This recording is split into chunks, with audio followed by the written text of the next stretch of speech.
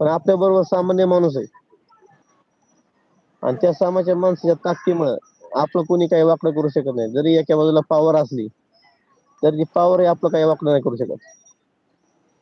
कारण की संविधानानुसार कॉमन माणसाला जी पॉवर आहे ती कोणालाच हम्म. नाही. आणि त्याची जाणीव आपण लोकांना करून दिलेली की सामान्य माणसात पॉवर किती असू शकते.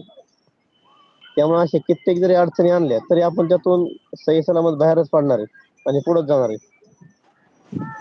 त्यामुळं जनतेने पण आता समजून घेतलं पाहिजे. आता अनेक वर्ष गेली, निवडणुका आल्या गेल्या, अडचणी पण आल्या गेल्या, पण फाउंडेशन त्याच्या विचारावर आणि ध्येयावरती आजही ठाम आहे.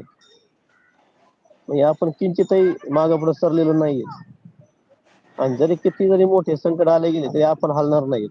हे आता सामान्य माणसाने लक्षात घेऊन प्रत्यक्षपणे त्यांनी उतरलं पाहिजे आपल्या बरोबरात.